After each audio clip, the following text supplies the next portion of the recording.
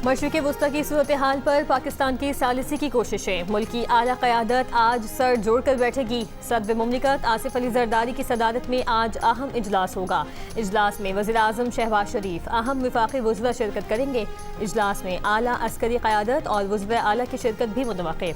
ज़राए के मुताबिक इजलास में ईरान, अमरीका, इसराइल जंग और अब तक की पेशरफ्त का जायजा लिया जाएगा और खलीजी ममालिक पर हमलों से पैदा सूरत हाल भी ज़ेर गौर आएगी।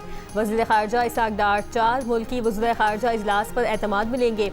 मुल्क में मौजूद पेट्रोलियम ज़खायर और तरसील का जायजा भी लिया जाएगा। इजलास में किफ़ायतशारी पॉलिसी और इक़दामात पर अमल दरामद का भी जायजा लिया जाएगा।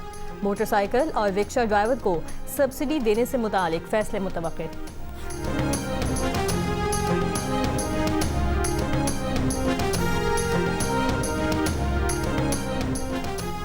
नायब वज़ीर आज़म इसाक डार ने कहा कि पाकिस्तान आने वाले दिनों में अमरीका और ईरान के दरमियान बामानी मुज़ाकरात की मेज़बानी और सहूलतकारी को अपने लिए एजाज़ समझेगा। ईरान और अमरीका दोनों ने पाकिस्तान पर एतमाद किया। सऊदी अरब, तुर्की और मिस्र के वज़रा ने भी मसले के हल के लिए बातचीत के आगाज़ को सराहा। चीन और सेक्रेटरी जनरल अक़वाम मुत्तहिदा ने भी ईरान अमरीका मुज़ाकरात की मेज़बानी के लिए पाकिस्तान के किरदार की हिमायत की।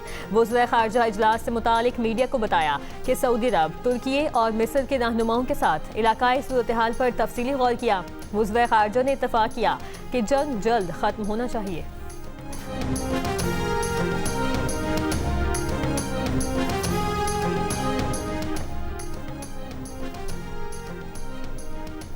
वज़ीर आज़म शहबाज शरीफ की सऊदी वज़ीर ख़ारजा फैसल बिन फरहान से मुलाकात। वज़ीर आज़म शहबाज शरीफ ने पाकिस्तान की वसी तर सिफारती कोशिशों से आगाह किया। कहा, कशीदगी कम करने और अमरीका और ईरान को मुज़ाकरात की मेज़ पर लाने की कोशिशें कर रहे हैं। वज़ीर आज़म ने नाजुक वक्त में इस्लामी ममालिक के दरमियान इत्तेहाद की ज़रूरत को उजागर किया। वज़ीर आज़म की तुर्क वज़ीर ख़ारजा हाकान फैदान और मिस्री वज़ीर ख़ारजा डॉक्टर बदर अबू अलाती से भी मुलाकातें। कशीदगी के खात्मे के लिए इज्तमाई कोशिशों पर जोर। मेहमान वज़ीर ख़ारजा ने पाकिस्तान के तामीरी और मुस्बत किरदार को सराहा। मुलाकातों में इसाक डार और मुशीर कौमी सलामती लेफ्टिनेंट जनरल मोहम्मद आसिम मलिक समेत दीगर हुकाम भी शरीक रहे। मेहमान वज़ीर ख़ारजा वतन वापस रवाना हो गए।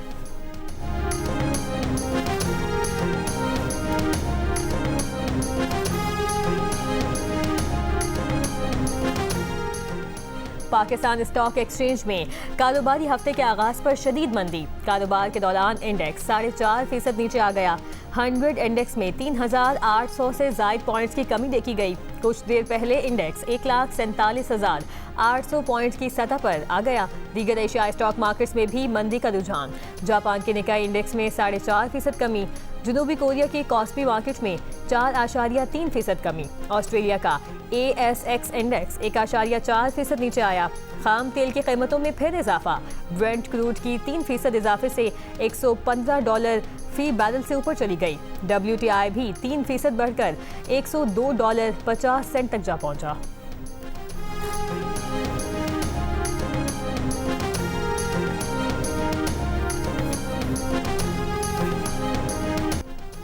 अमेरिकी सदर डोनाल्ड ट्रंप ने कहा है कि अमेरिका और ईरान के दरमियान पाकिस्तान के जरिए मुज़ाकरात में पेशरफ्त हो रही है।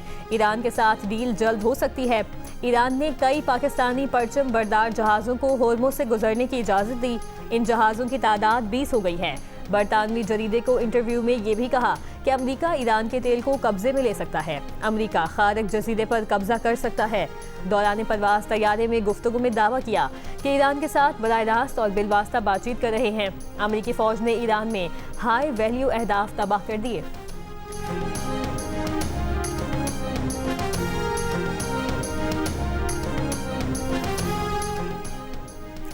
सदर ट्रंप का ईरान से 1000 पाउंड यूरेनियम कब्जे में लेने के लिए फौजी ऑपरेशन पर गौर। अमेरिकी अखबार ने अमेरिकी हुकाम के हवाले से दावा किया है कि पेचीदा और खतरनाक मिशन जो अमेरिकी फोर्सेस को कई दिनों तक मुल्क के अंदर रखेगा।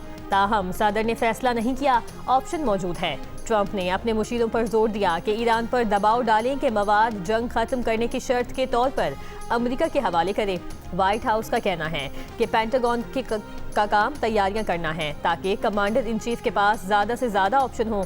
इसका मतलब ये नहीं कि सदर ने फैसला किया है। अमेरिका पहले भी 1994 में कजाकिस्तान और 1998 में जॉर्जिया से यूरेनियम निकाल चुका है।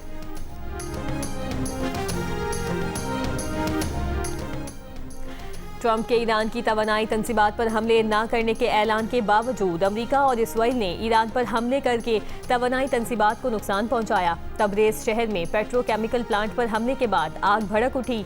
ईरानी सूबे अलबर्ज में भी बिजली का ग्रिड मुतासिर। हमलों के बाद किर्ज और तेहरान के कुछ इलाकों में मुअत्तल बिजली बहाल कर दी गई। तेहरान में कतर के न्यूज़ चैनल की इमारत पर इसराइली हमला, बराह रास्त नशरियात मुअत्तल हो गई। इमारत को शदीद नुकसान पहुंचा, कई अफराद जख्मी।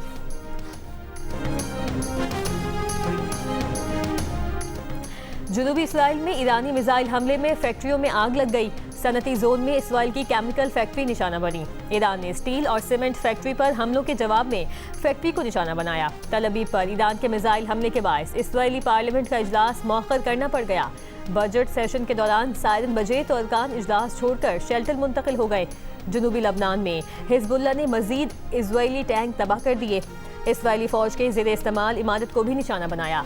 इसराइली फौज ने एक और फौजी की हलाकत की तस्दीक कर दी। कहा 2 मार्च से अब तक जनूबी इसराइल में 5 इसराइली फौजी हलाक हो चुके हैं।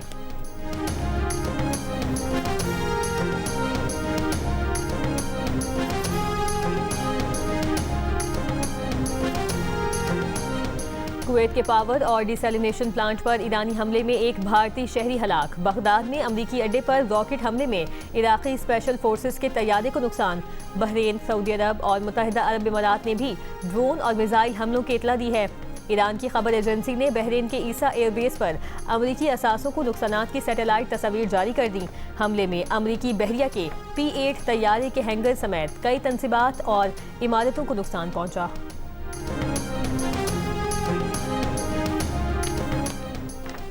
28 फरवरी से अमरीकी और इसराइली हमले शुरू होने के बाद से ईरान की तेल की फरोख्त और मुनाफा दुगना हो गया।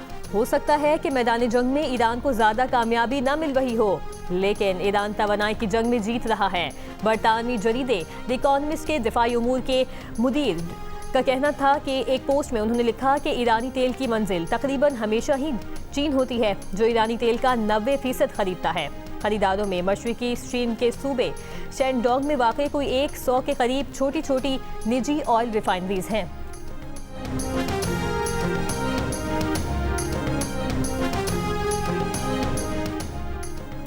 ईरान में पाकिस्तानी सफीर मुदस्सिर टीपू ने कहा है कि ईरानी बंदरगाहों पर काम करने वाले कुछ पाकिस्तानियों को वतन वापसी के लिए मदद दरकार थी। 16 पाकिस्तानियों की महफूज वापसी का इंतजाम कर लिया। वापसी का सफर करने वाले पाकिस्तानियों के लिए नेक तमन्नाएं हैं। ईरान और ईरानी शिपिंग कंपनियों के ताउन पर शुक्रगुजार हैं।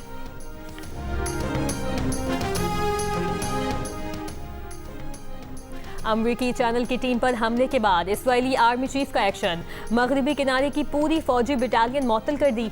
इसराइली फौजियों ने मगरबी किनारे में अमरीकी न्यूज़ चैनल की टीम को हिरासत में लिया था। अमरीकी चैनल टीम इसराइली काबिज़ीन की जानिब से फ़लस्तीनियों की बस्ती गाँव में ज़मीन में पर ज़बरदस्ती कब्जे के बाद कवरेज में मसरूफ़ थी। इसराइली फौजियों ने सहाफ़ियों पर तशद्दुद किया था। फोटो जर्नलिस्ट का कैमरा तोड़ दिया था।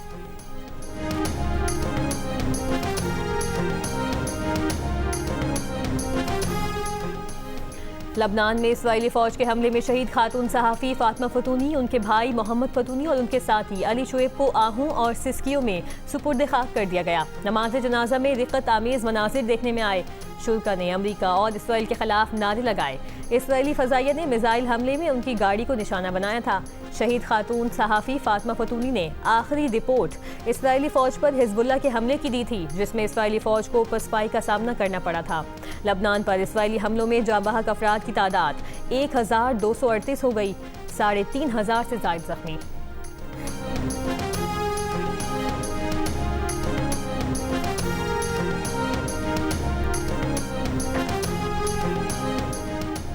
उम्मीद उबाब चानियों के वालिद, दादा और चचा के कत्ल के तमाम मुल्जिम बरी। दादू मॉडल क्रिमिनल कोर्ट ने फैसला सुना दिया। 8 साल पुराने मुकदमे में 2 अरकान सिंध असम्बली समेत 8 मुल्जिमान नामजद थे। मकतूलीन के वर्सा के मुताबिक तीनों अफराद को मेहर में सरदारी निज़ाम के खिलाफ तमनदार काउंसिल बनाने पर निशाना बनाया गया था। मुकदमे को इंसदादे दहशतगर्दी की अदालत नौशहर फिरोज सखर, मीरपुर माथेलो और बादजा सेशन कोर्ट दादू में मुंतकिल किया गया।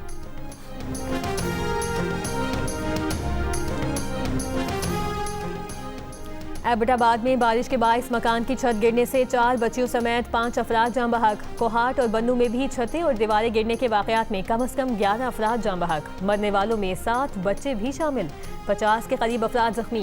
बलूचिस्तान में चमन, ज़ियादत, लोरलई, किला सैफुल्ला और पशीन समेत दीगर इलाकों में मूसलाधार बारिश और शदीद यालाबारी। पहाड़ी नदी नालों में सैलाबी सूरत हाल। लोरलई में आसमानी बिजली गिरने से एक शख्स जाँ बहक।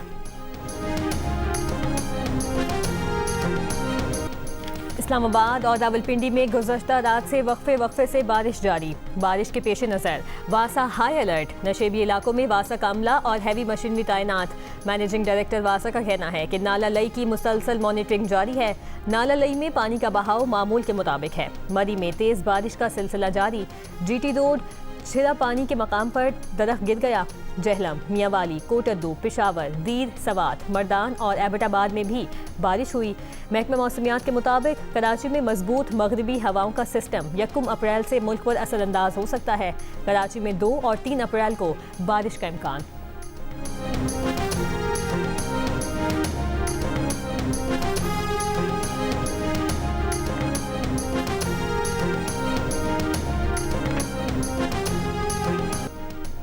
कराची के इलाके डिफेंस में जमजमा पार्क से मुतसिल सुपर मार्केट में आग लग गई। आग स्टोर के पहले फ्लोर पर ATM में लगी, जहां से मजीद फैल गई।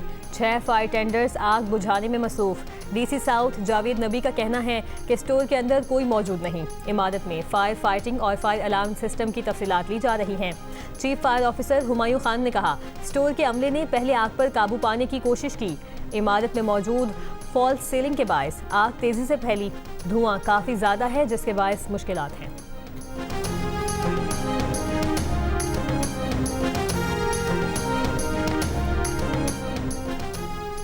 मुल्क में साल 2026 की दूसरी इंसदादे पोलियो मुहिम 13 से 19 अप्रैल तक जारी रहेगी। मुहिम के दौरान 4 करोड़ 50 लाख से जायद बच्चों को पोलियो से बचाव के कतरे पिलाए जाएंगे। बच्चों को विटामिन A की इजाफी खुराक भी दी जाएगी। नेशनल इमरजेंसी ऑपरेशन सेंटर हुकाम की वालिदैन से पोलियो वर्कर्स के साथ ताउन करने की अपील।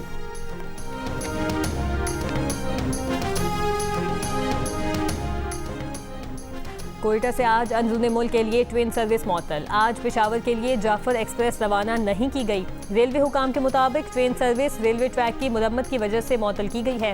पेशावर से कोयटा आने वाली जाफर एक्सप्रेस को जैकबाबाद तक चलाया जाएगा। बोलान मेल और चमन के लिए पैसेंजर ट्रेन पहले ही मअतल है। बरतानवी नशरियाती इदारे BBC में भी जियो न्यूज़ की धूम। BBC के ब्रॉडकास्टर हारून रशीद के प्रोग्राम में मेज़बान और मेहमानों ने जियो न्यूज़ की पसंदीदगी से मुतालिक अपने जज्बात से आगाह किया।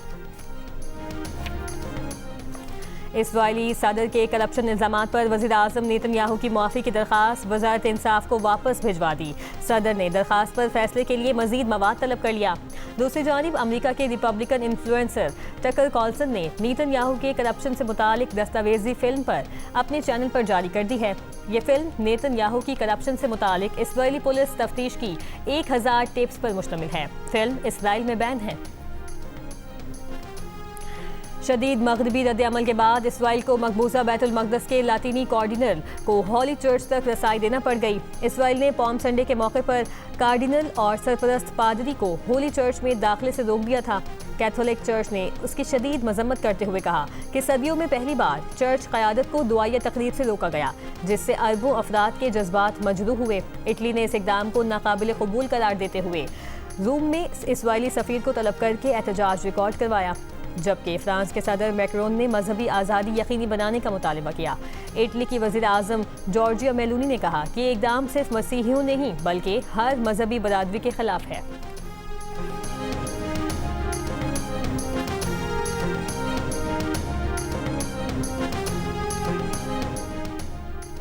कैथोलिक मसीहियों के मजहबी पेशवा पोप लियो का सेंट पीटर्स स्क्वायर में पाम संडे की दुआया तकरीब से खिताब। जंग के जवाज़ के लिए मजहब का इस्तेमाल करने की मजम्मत। कहा, जंग करने वालों की दुआएं खुदा नहीं सुनता। फरीक़ैन से जंग बंदी और मुज़ाकरात की अपील। अरब मीडिया के मुताबिक ईरान जंग के फरीक रहनुमा जंगी इक़दामात को मजहब के नाम पर जायज़ करार देने की कोशिश करते रहे हैं। अमरीकी वज़ीर जंग पीट हेग्ज़ेट ने भी ईरान जंग को मसीहियों की दुश्मनों को शिकस्त देने की कोशिश के तौर पर बयान किया।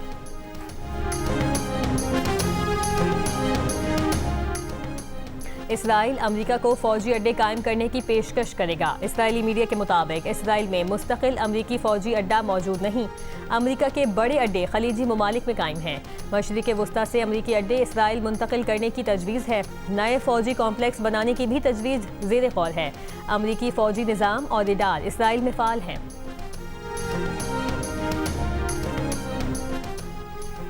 अमेरिका रूसी ऑयल टैंकर को क्यूबा पहुंचने की इजाज़त देगा। अमेरिकी अखबार के मुताबिक इक़दाम को क्यूबा के तेल पर आयद अमेरिकी पाबंदी में नरमी के तौर पर किया जा रहा है। रूस के खाम तेल से भरा जहाज़ क्यूबा के खुसूसी इक़्तिसादी जोन में दाखिल हो गया। शारजा की अमेरिकी यूनिवर्सिटी में क्लासेस और इम्तहानात ऑनलाइन कर दिए गए। यूनिवर्सिटी के असातिज़ा और अमले को घरों से काम करने की हिदायत। और अदाकार शान शाहिद की एक्शन फिल्म बुल्ला की कामयाबी का सफर जारी। फिल्म का रिलीज के पहले हफ्ते में मजमूई तौर पर 15 करोड़ 29 लाख रुपए का बिजनेस। दूसरे हफ्ते में भी सिनेमा घरों में फिल्म बीनों का रश। बुल्ला को जबरदस्त रिस्पॉन्स मिल रहा है।